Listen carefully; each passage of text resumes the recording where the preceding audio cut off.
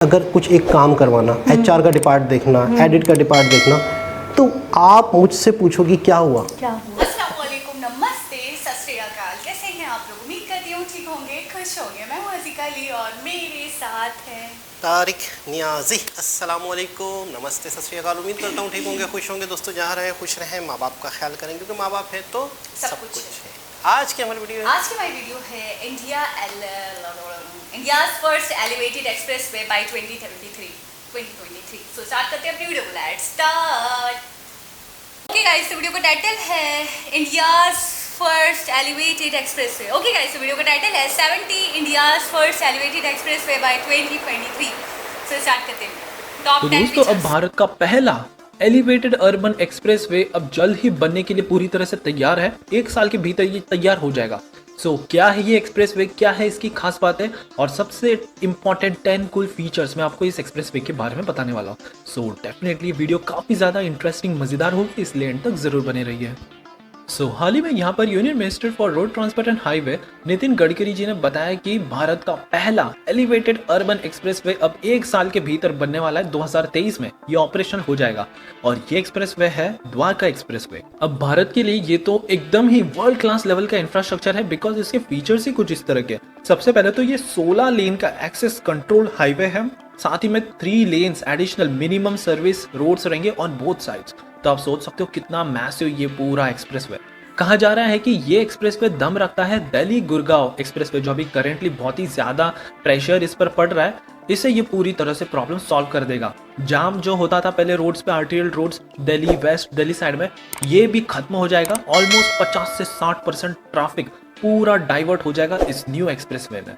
Cost की बात करें तो 9,000 करोड़ की लागत से इसे बनाया गया है। 29 किलोमीटर लॉन्ग, जिसका 19 किलोमीटर तो हरियाणा में है और बाकी का 10 किलोमीटर दिल्ली में पड़ता है।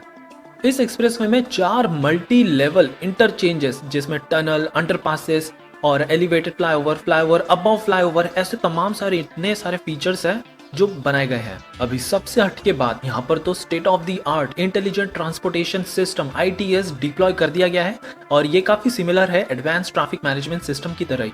Toll management system, CCTV camera, surveillance, पूरी तरह से ये एक बहुत ही सेफ एक्सप्रेसवे कॉरिडोर बन जाएगा। Apart from this, Gadkari ji हमेशा कहते हैं कि एनवायरनमेंट का भी बहुत ज्यादा ध्यान रखना चाहिए, तो यहाँ पर तो कुछ ज्यादा ही ध्यान रखा गया है। सबसे पहले तो यहाँ पर ट्री प्लांटेशन एकदम मैसिव स्केल में लेकर गए हैं ये लोग। 12,000 ट्रीज ट्रांसप्लांट किया गया है। अब स्टील की बात करें तो यहाँ पर तो enormous amount of steel use किया है, almost 2 lakh metric tons of steel, जो कि आईफिल टावर से 30 गुना ज्यादा स्टील है।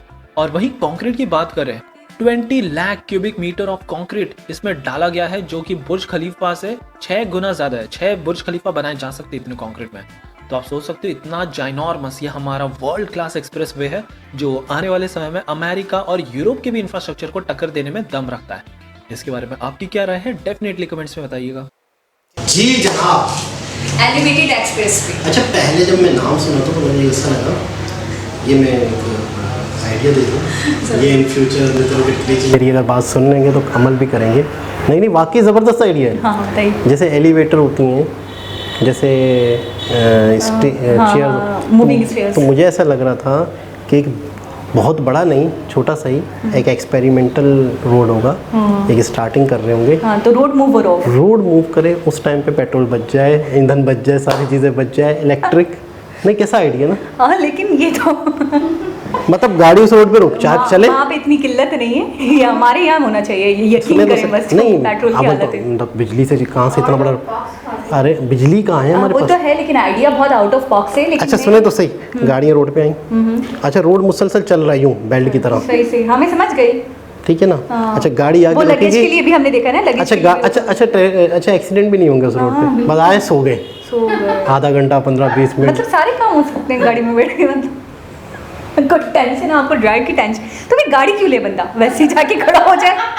ये भी सही है। नहीं तो गाड़ी का पर्पस ही खत्म हो गया ना, पहिए यूज हो रहे हैं ना, उसकी एक्सीलरेशन यूज हो रही है। सफर कर रहे हो 1 सेकंड, तो जहाँ तक ये रोड जाएगा उसके बाद तो कोई गाड़ी की जरूरत है ना। तो नहीं, मैं ये कह रहा हूँ पूरा इंफ्रास्ट्रक्चर ही ऐसा बना दें। और फिर दूसरी चीज़ ये है कि आप नहीं, इतनी देर तक रोड पे धूप में खड़े कहाँ रहेंगे हम? आप खड़े में रोड जा रहा है, इधर देखें थोड़ी सी ग्रीनरी का भी, अब वहाँ पे तो वैसे ही 2-3 लाख पेड़ तो अभी लगा दिए गए हैं, तो ग्रीनरी का भी इंतजाम वगैरह होगा। अच्छा, इस तरह लेकिन के आइडिया अच्छा है ना। अच्छा, इस तरह की जो छोटे मोटे सफ़र है एयरपोर्ट के अंदर हमने इंडिया में देखा था। हाँ, ये देखा था एयरपोर्ट के अंदर, तो एक आइडिया आया जहन में आया था, एलिवेटर का नाम सुन के एलिवेटर रोड। लेकिन ये वैसे नॉर्मल रोड है, लेकिन बहुत ही ज़्यादा बड़ा, बहुत ही ज़्यादा बजट का, बहुत ही ज़्यादा 9,000 करोड़। अच्छा बहुत ही 9 करोड़ भी बहुत होते हैं भाई। अच्छा, इसके बदले में अगर मिसाल के तौर पे कोई ऐसी चीज़ें बना ली जाती कि जो आवाम की अट्रैक्शन के लिए तो होती, लेकिन उसका आवाम को गरीब आवाम नहीं होता, दूसरी बात उससे अर्निंग। मुझे एफल टावर का सुन के और ये बुर्जुल खलीफा का सुन के ये जहन में आया कि वो आवाम की अट्रैक्शन की चीज़ें हैं, अट्रैक्शन की चीज़ें, सिर्फ अट्रैक्शन की। बहुत अमीर कबीर लोग आते हैं टूरिज़्म के लिए दुबई में, बहुत अमीर कबीर लोग आते हैं पेरिस में एफल टावर देखने के लिए, वो एक उस पर्पस के लिए यूज़ हो जाता है। सही।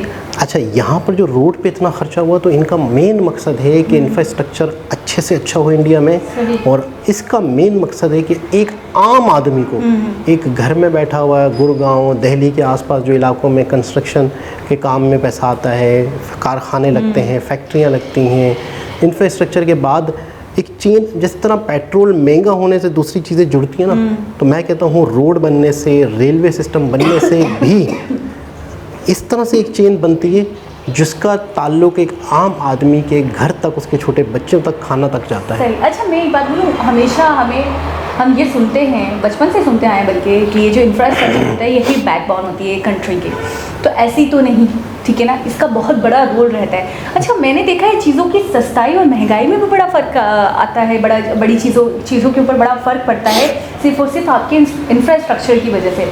दूसरा, हमेशा हमने काफ़ी वीडियोस में देखा, मैंने नितिन जी की बातों में भी सुना, मैंने मोदी जी की बातों में भी सुना, जितने भी बड़े बड़े इनके मिनिस्टर्स हैं वो अक्सर ही कहते हुए हमें दिखते हैं कि हमें इंफ्रास्ट्रक्चर मजबूत से मजबूत बनाना है, फिर तरक्की हो जाएगी।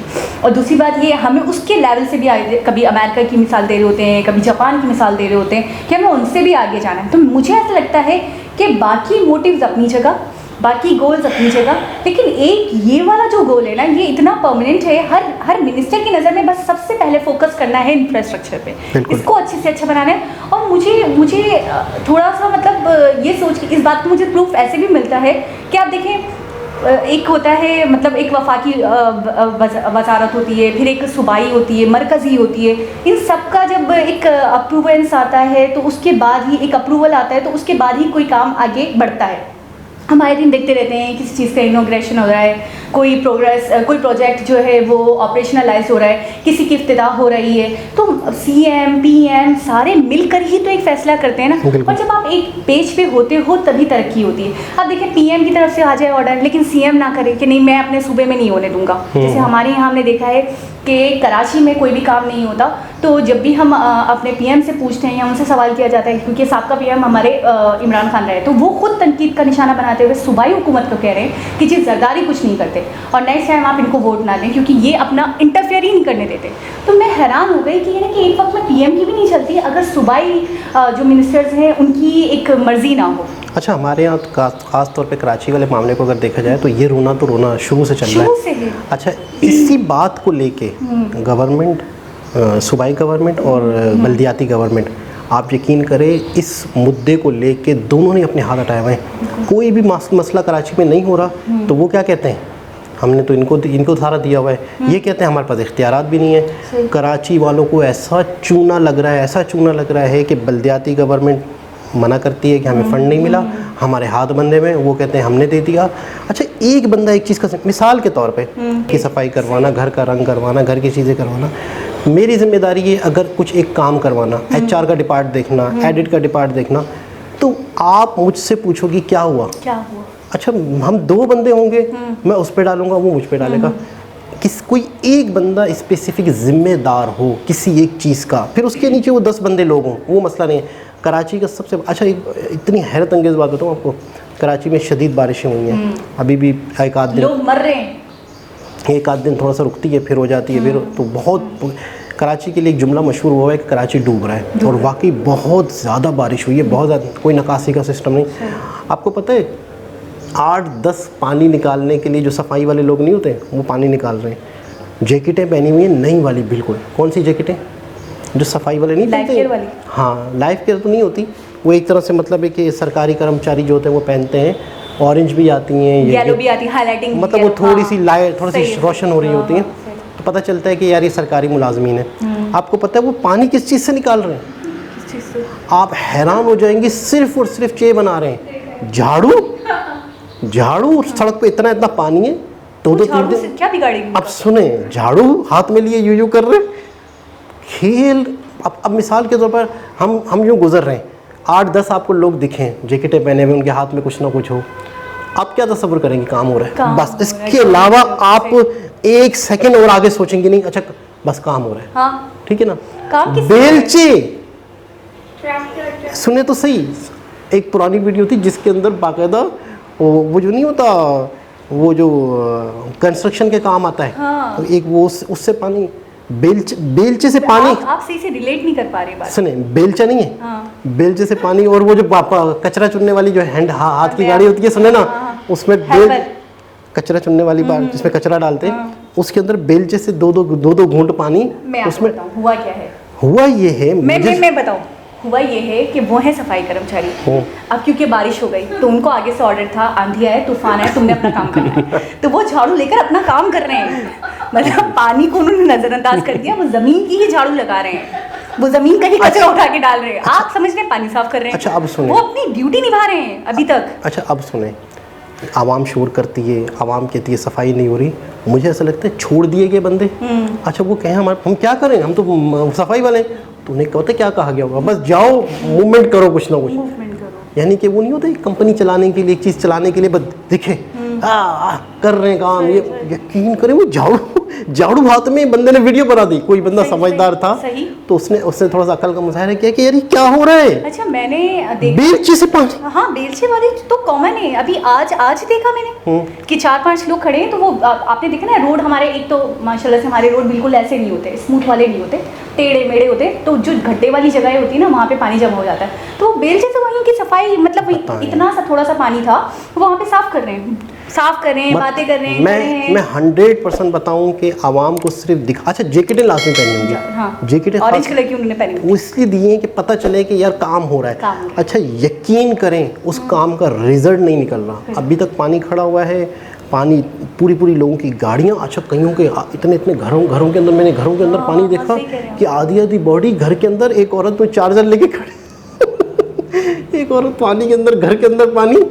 अच्छा शौहर जो है वो यूं तैर रहा है, अच्छा दरवाजा खोल रहा है। अच्छा बेड जो है ना, बेड शॉट तैर रहा है, नहीं ये चल रहे हैं सब अपने मजे, उसके अभी भी मजे हैं। सुने तो सही। अच्छा वो लेटा होगा बेड पे, बेड उड़ गया। अच्छा बेड सुने, बेड ऊपर उठा हुआ, बेड के ऊपर सोफा रखा हुआ, फ्रिज तैर रहा है, सारी चीजें घर की तैर रही हैं।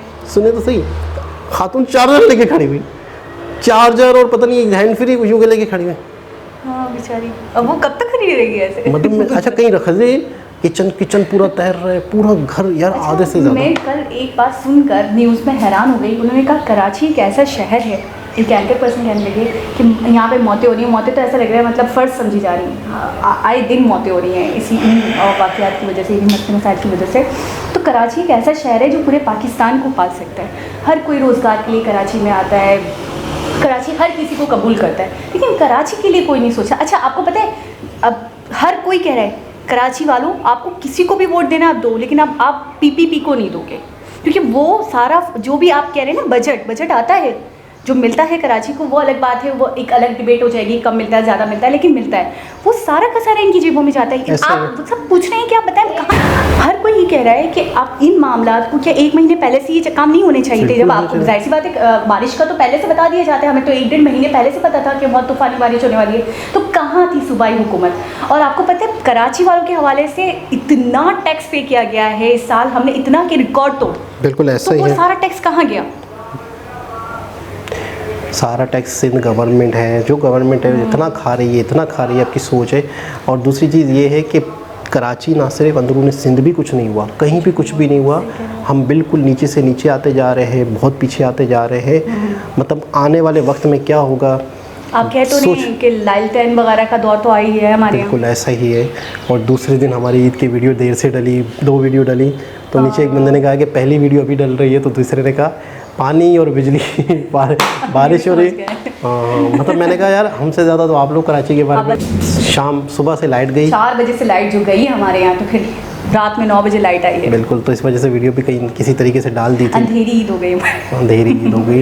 लेकिन ये है कि वाकई बहुत मतलब है कि अच्छा लगा इस तरह के रोड्स, और बहुत अच्छी ये बात लगी ग्रीनरी का बहुत ख्याल रखा गया है। बहुत मतलब है कि अच्छा, नितिन गडकरी जी की एक वीडियो मेरे सामने आई, बिल्कुल बेहोश हो रहे थे, मतलब पता नहीं क्या हुआ था इनको। 1 साल 2 साल पुरानी वीडियो थी, अचानक मेरे सामने यूट्यूब पे आई, मैंने देखी, थोड़ी सी छोटी 1 मिनट की थी, मुझे डिटेल उसकी नहीं पता क्या है क्या नहीं, आप लोग बताओगे। एकदम बिल्कुल गिरे, बाकायदा उन्हें बिठाया, कुछ खिलाया पिलाया, फिर थोड़ा होश में आए, और बिल्कुल ऐसा लग रहा था कि यार अल्लाह ना करे। मैंने कहा कोई लेटेस्ट वीडियो है क्या, लेकिन पता चला कि वो तो सालों पुरानी। लेकिन इन्हें कुछ मतलब हुआ था, या तो फिर इन्हें कोई प्रॉब्लम है भी सही, लेकिन उसके बावजूद भी मैं यकीन करो सलाम पेश करता हूँ कि उस फुटेज, वो सालों पुराना फुटेज है, उस फुटेज के बाद आज माशाल्लाह से इतने सेहतमंद दिखते हैं और एक्टिव दिखते हैं और अपना रिजल्ट दे रहे हैं, काम कर रहे हैं। बिल्कुल, मैं हैरान हो गया यार। छोटे मोटे प्रोजेक्ट्स भी नहीं है, एक तो मैं कॉस्ट ही आप देख लेंगे, इन्वेस्टमेंट से ही भी आपको आइडिया हो जाएगा। दूसरा उन्होंने हमें समझाने के लिए बताया भी 30% इससे ज़्यादा 6 ये बुर्ज खलीफा बन जाएंगे, बहुत जितना स्टील इसमें यूज़ हुआ है। यानी कॉस्ट और कॉस्ट भी बेनिफिशियल, यानी कि जिससे आवाम को बेनिफिट हो, ये बहुत अच्छी बात है। तो बहुत ही खूबसूरत वीडियो, बहुत अच्छा लगा। दोबारा किसी वीडियो से आपसे मुलाकात होगी, जब तक के लिए अल्लाह हाफ़िज़।